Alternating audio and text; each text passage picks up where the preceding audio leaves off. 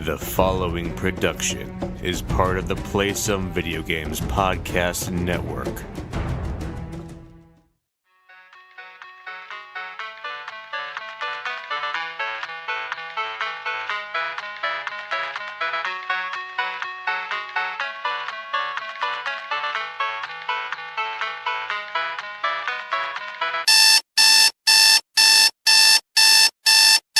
Good morning. This is your wake-up call.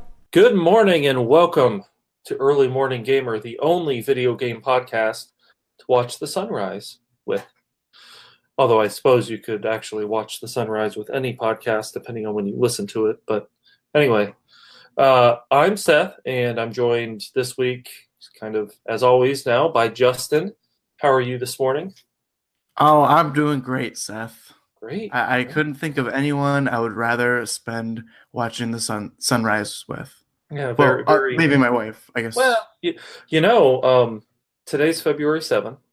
Next Wednesday is February 14th, which happens to be Valentine's Day. And I imagine that you're the first person I will talk to on Valentine's Day.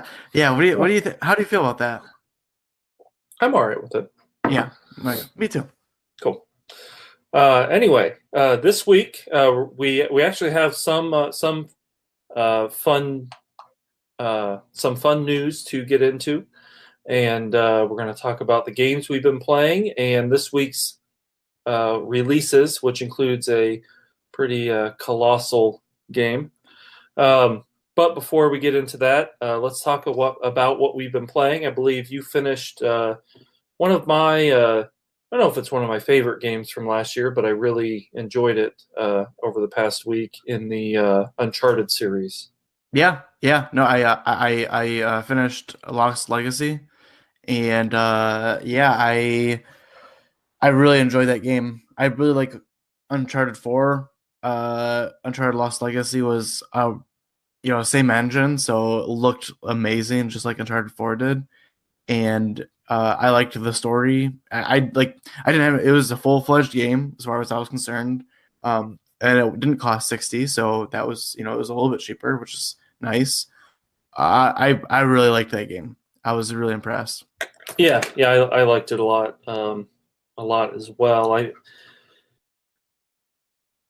think the only reason that it could fall short even of Uncharted 4 is just because with Uncharted, the core series, you have so much time built up with Nathan and Nathan and Elena, and with Sully, and that's sort of you know Chloe and you know Nadine that time, all that history, but I really felt like the connection between Chloe and Nadine was good. Their relationship played well together, and then I also really like Chloe's motivation for going on the trip and kind of everything. There were some touching moments, and then of course a lot of the action set pieces and whatnot. Yeah, I was surprised by how good I thought that story was and how they fleshed out those both the characters really. So I really enjoyed that. So completed that, and then I purchased Night in the Woods for my Switch and started playing that. That one I'm not getting into it as much as everyone else is. I'm not that far into it, maybe an hour or two, maybe 2 hours. I just like the art style looks awesome. I think that's cool. I'm the writing's good, but like I don't know, I'm not seeing the story here. So that's a little disappointing because everyone else seems to love it, and I'm just kind of not into it. But I'm going to keep playing through it because it's on my Switch. It's easy to kind of just hop in at night. But not feeling that one as much. So what is that is it an adventure game where you're walking around talking to different people it's and then solving puzzles? Adventure game / mild platforming. Okay. But yeah, so far I haven't solved any puzzles or anything like that. It's just been a more or less point and click adventure game, but like the story is just not grabbing me yet. And you're not, you don't make many choices. It's not like a Telltale game where you're making a lot of choices It's just you kind of playing through a story, and I don't know. I'm gonna keep playing. I heard there's some more bigger things that happen in the story, um, and I'm not hating it. It's not grabbing me. I'm definitely not in love with it like everyone else is. So Okay. I will keep playing through that. So a game I did get that I am really liking though is Dragon Ball Fighters Z with a Z. And yeah, I don't like fighting games, but I really like this fighting game, if that makes any sense. Yeah. So Are you a Dragon Ball Z? Do you watch that, or um, did you? Or yeah, I'm not like a big fan, but I watched it when I was a kid, and okay. I've always thought it was like cool, for an anime that I watched when I was a kid. I don't like I have not watched the entire series, so I couldn't tell you every little bit of lore. Yeah. But I like the look of it. I like the characters. I think they're cool looking. Um, and this game honestly makes me want to kind of watch the show again. Yeah. Um, so no, it's for a fighting game. Like when I jump into most fighting games, you try to jump in and then you go through a tutorial, and I kind of get most of what they're trying to show me, and then I look at like the move list, and it's like a 12 button mash of like different icons, and it's like I can't do that. This game gets rid of that completely.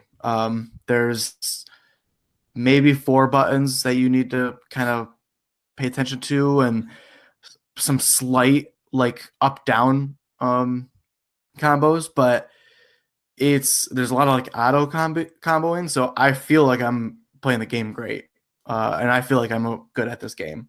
So I'm playing through the story mode. I'm kind of like I'm not that far in. I guess it's actually a pretty long story mode, mostly because they're just throwing a lot of empty fights at you. It's not like what was the DC one? Injustice. Injustice, Or where yeah, yeah, yeah.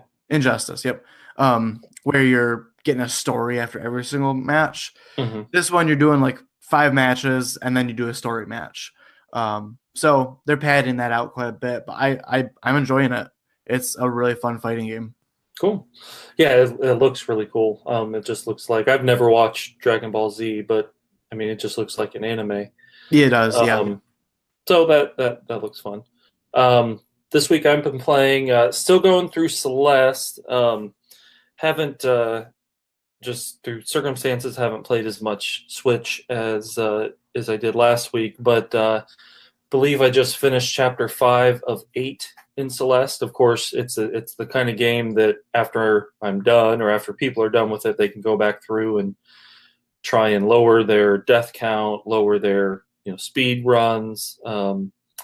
There's also a bunch of strawberries to collect, and there's other things to do in the game. But through my initial playthrough, I'm 5 chapters in.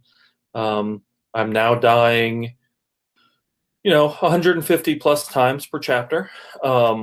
But it's it's a really pretty game, and it's just a lot of fun. Even with the deaths, it's not frustrating, really, for me. So I've been playing that. I also, as part of my racing kick, got into NASCAR Heat 2 with the release of, or this coming next week is Daytona week. I've never really watched NASCAR. I think the last NASCAR race I watched was actually when Dale Earnhardt died. So that's been like 17 years ago. A long time. Yeah. Yeah. Yeah. And just have never really been into it, but I've been reading a book about the birth of NASCAR called Driving with the Devil. It's a really good book, and it's about the South, and it's about moonshine. I didn't realize NASCAR started with a bunch of moonshine runners. They would. Well, Seth, you say that, but I have to ask you: have you ever seen Talladega Nights? Nope. Oh no! As I said, well, I've never been interested in NASCAR, other than the racing movie. Tom Cruise, Days of Thunder. Days of Thunder. That's the only NASCAR related. Well, now that you're rejuvenating your NASCAR love, you should definitely watch Talladega Nights, because they actually say that how NASCAR was started. It's like a funny scene, but they mentioned that it was started by bootleggers or something like that. So yeah, it's really. I never knew if that was true or not. Oh, I yeah. thought maybe it was just like a thing, but no, that's interesting. Yeah, it was by bootleggers. It was during Prohibition. Okay. So people were making moonshine, and then the Ford Model T was kind of the original kind of moonshine car, and they drive from outside of Atlanta, where they made it, into Atlanta, and where they would sell the hooch. I think that's the right word. I don't know.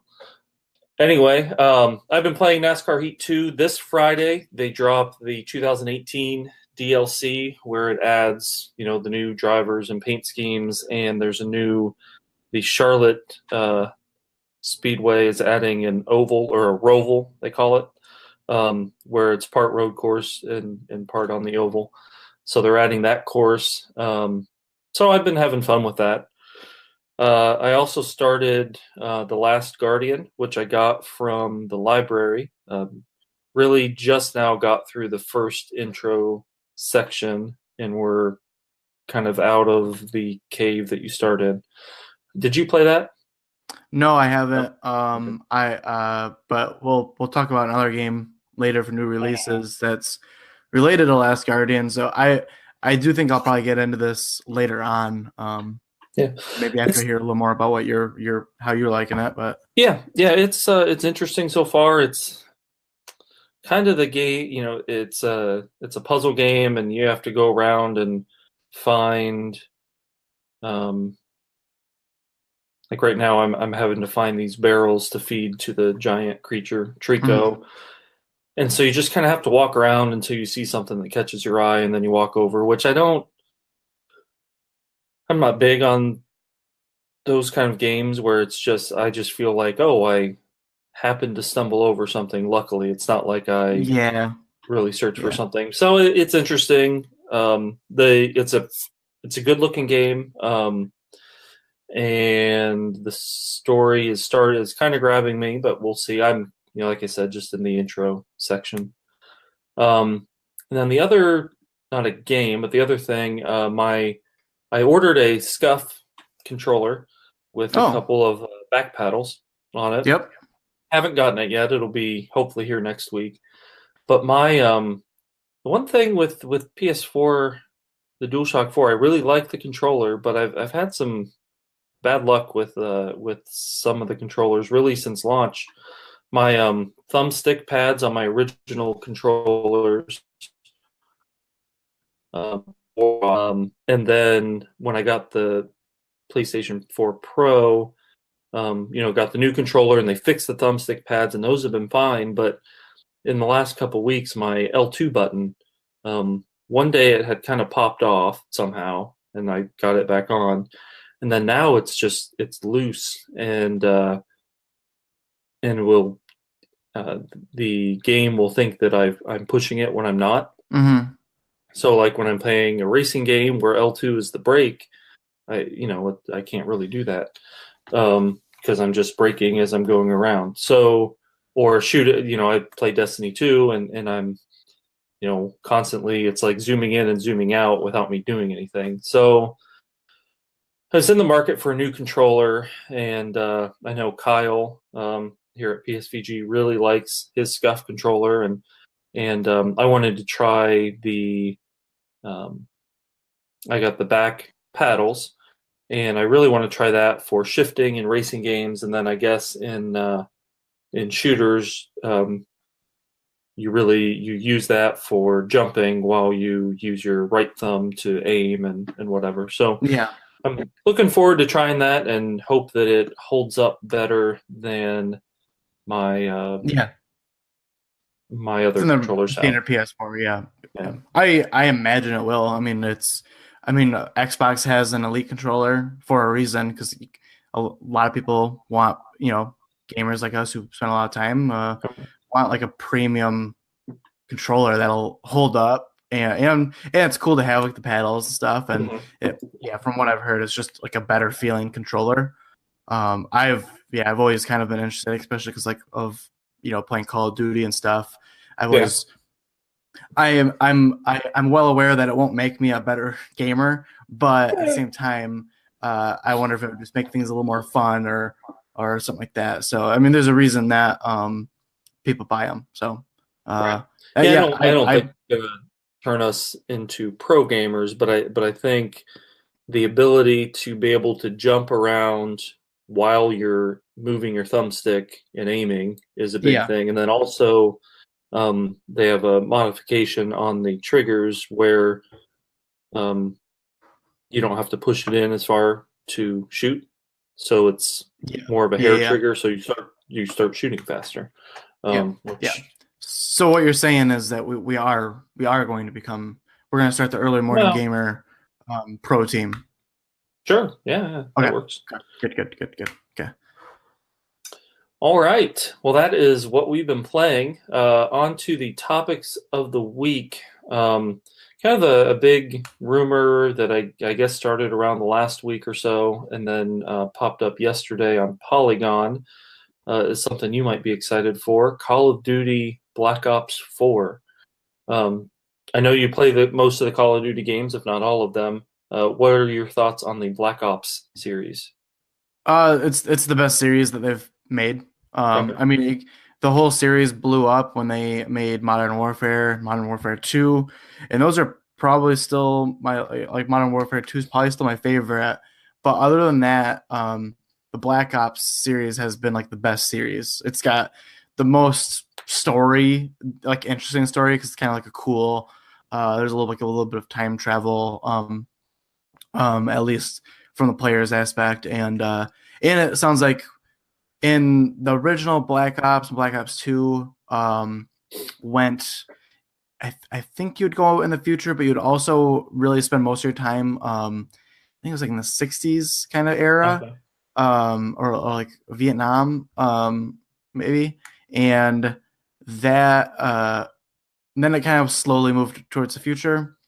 Supposedly Black Ops 4 is going back towards that feel, that older feel, similar to how they moved back with World War II, that came out last year. So I'm excited. That's good news. Yeah, I'm a sucker for Call of Duty, so I will be. And Treyarch has been making the best Call of Duties for a little bit, so I'll be excited to play that one. And then it's supposedly coming to the Switch, which is interesting. Are I'll, you interested in Call of Duty on the Switch? no, Okay. not really. I mean, I like same reason I wasn't really interested in playing Doom on the Switch. Hmm. Like it's cool that it's there. It's kind of novel, but I know that they're gonna have to scale down the graphics. Right. And Call of Duty games are like big blockbuster movies. I want them on my big screen, and I want them to look good, and I want them to be at 60 frames a second, and that's kind of how I want my Call of Duty game. Yeah. That's kind of how, like, in this game's not announced for Switch, but Red Dead Redemption.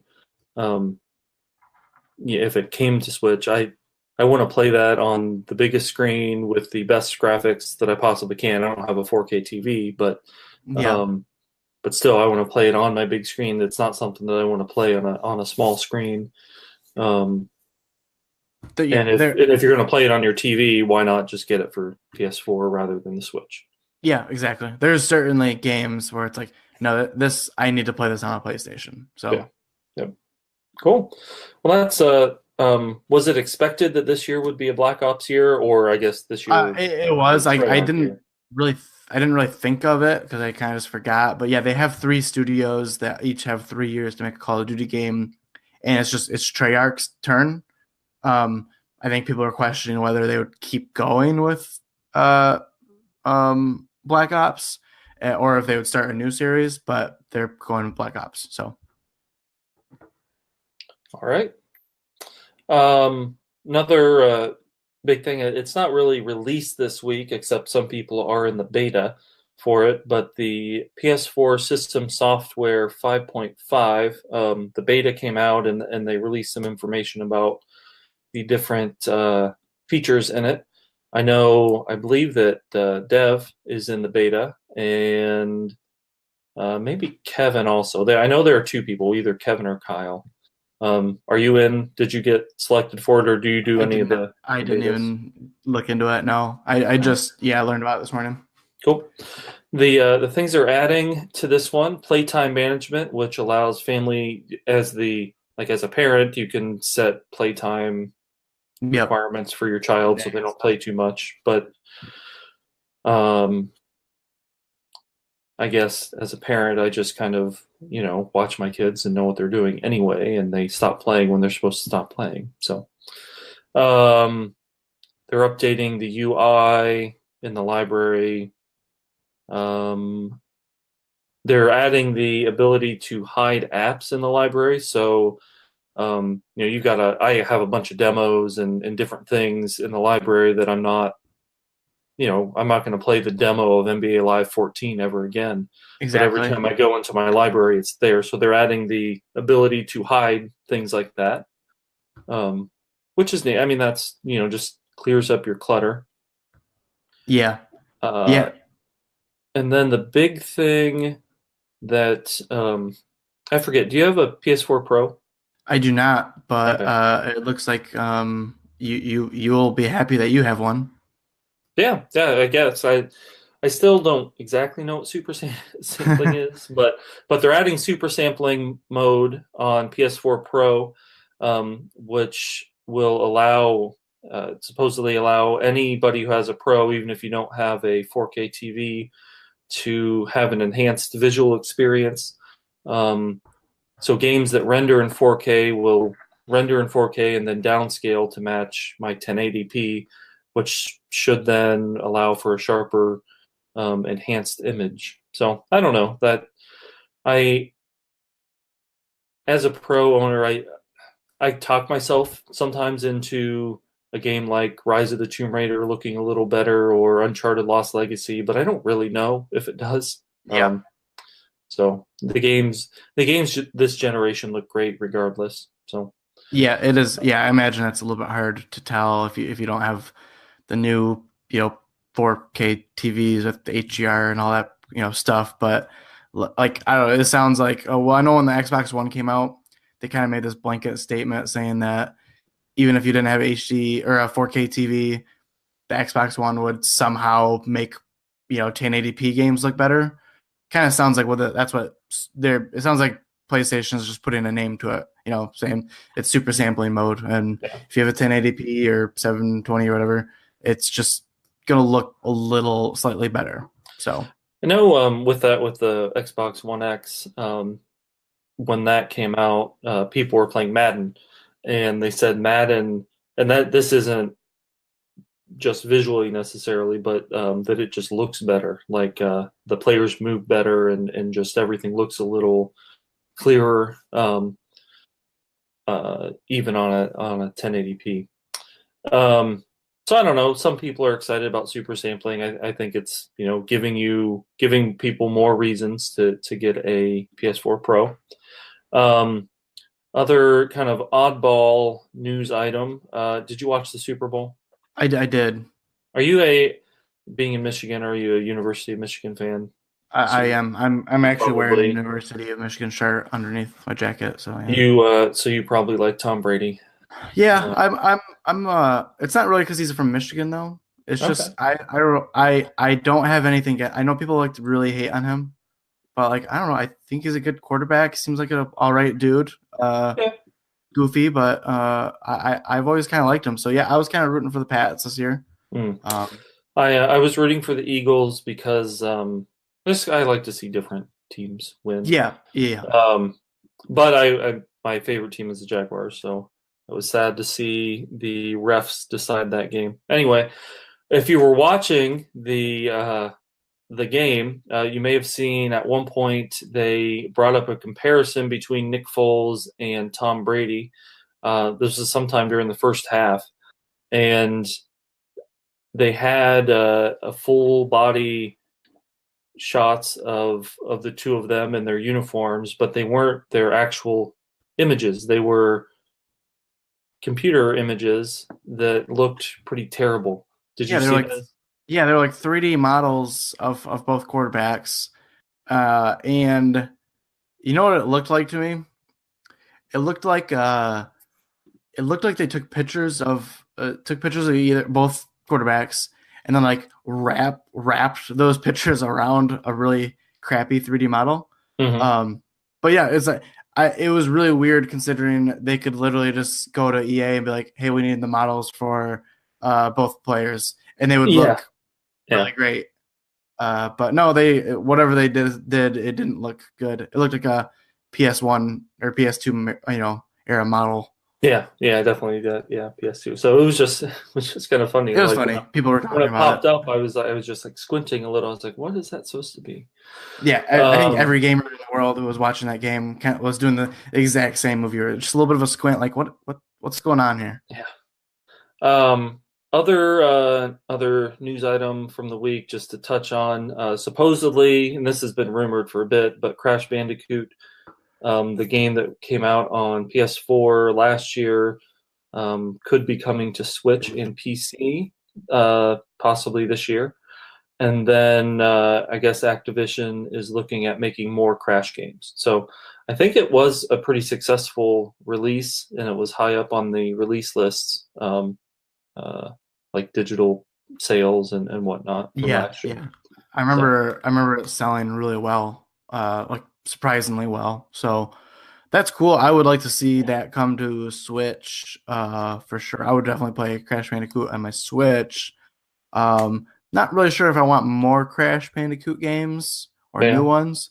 I feel like they would just try I feel like they would try to make a new Crash Bandicoot game and fail. So, just not a lot of faith there. And I'm willing to play the Insane Trilogy because of nostalgia reasons. Yeah. But I'm not sure if I want that kind of game again. So, all right.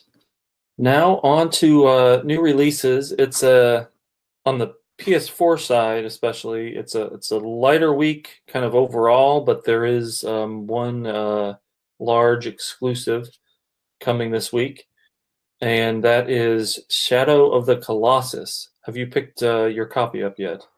I've not. I'm hoping to go pick it up tonight. 'Cause, yeah, I'm pretty excited to play that.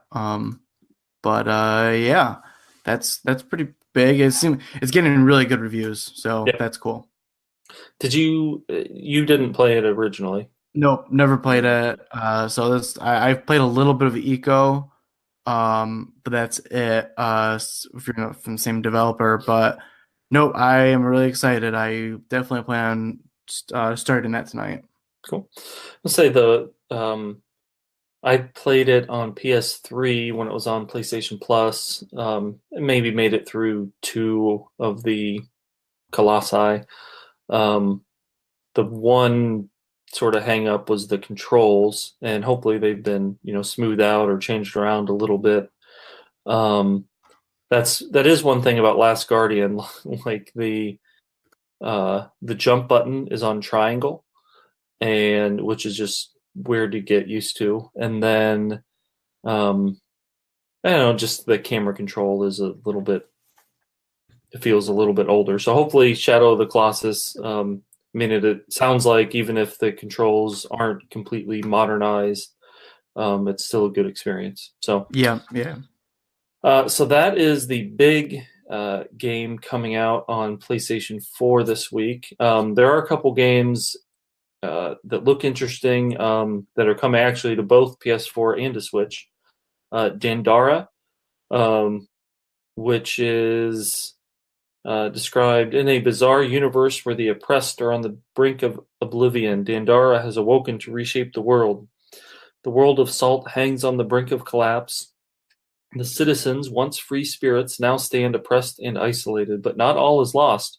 For out of this ether of fear arises a heroine, a ray of hope. Her name is Dendara. I've watched a tiny bit of gameplay. It looks interesting. Old school aesthetic. Another game coming to both Switch and PS4 this week is Mercenary Kings Reloaded Edition.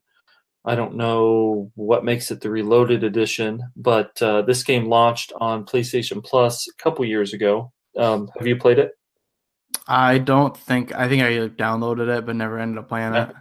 It's kind of a if you love Contra or Metal Slug, you'll like Mercenary Kings. It's pretty good if you have it on PS4, and you're just looking for something to play at some point. Let's just try downloading that and kind of playing through it. Definitely recommend it, and I'm sure that it would be a good game on the Switch. It's just old school side-scrolling shooter. Also on the Switch this week, there's this game called The Dark Side Detective, which looks kind of like an 8-bit side-scrolling adventure game, because we need more side-scrolling adventure games. But it looks I think it looks interesting. You're a detective, investigating sort of paranormal activities. So I'm interested in that one. Maybe not at $13, but at some point. And then the other two big releases on Switch have already come out on PS4: Disc Jam and Dragon Quest Builders. Have you played either of those? Yeah, both. Disc Jam is a lot of fun. That's just that would be a good one on Switch. I've definitely, when I just need something quick to kind of play, I've definitely jumped in a few matches of Disc Jam. I think I still have it loaded, installed on my PS4. So that's awesome. Cool. And then Dragon Quest Builders, I played that on Vita when it first came out, and that's a really fun game. It's a good mix of kind of Minecraft style with a little bit of a story. I really liked it. If I had more time, I would definitely jump into that, because it'll definitely suck up some of your time. Not because it's padded, it's just there's a lot of stuff to do in that game. So and you kind of get like Minecraft or any building game. Sometimes I just get sucked into those games, and I've got other stuff to play right now. So I could definitely see how if I'm having a slow gaming time, I could definitely download that and play it again. Cool. Yeah, I think it looks really, really neat, and it's the kind of game I like Minecraft, but my issue with it after I spend a little time is I need a little bit of direction. I don't need to be pointed from waypoint to waypoint, but I need to kind of know. I need the game to kind of tell me what my goal is. Yep. And Dragon Quest Builders definitely has a decent story to kind of push you in the right direction, and there's quests, and I think you can get different quests from different people and complete them. It's fun. Cool. All right, that is it for the new releases this week, and with that, we're done for the week. We're going to sign out of Early Morning Gamer. Thank you very much for listening this week. As we said at the top of the show, next week we will be recording and releasing this on Valentine's Day. So the topic of the show next week is going to be our top 3 favorite games or gaming experiences we've played with our spouses. Oh, all right. I'm assuming my wife doesn't really play many games, but we have a few games that we've played together. I'm in the same boat, so it'll I think everyone can has a few of those moments. So next week that is the topic of the week, our top 3 favorite games we've played with our spouses. So we will see everyone next week, or actually we won't see any of you, but you'll hear us. You will hear us. Our powerful voices come through your headphones or speakers. Correct. For this week, we are signing off. Have a great day. Go forth and play some video games.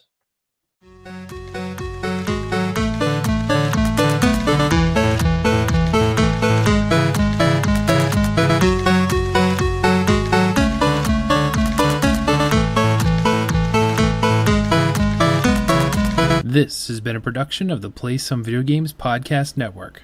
To find more great content, check out playsomevideogames.com. Never stop gaming.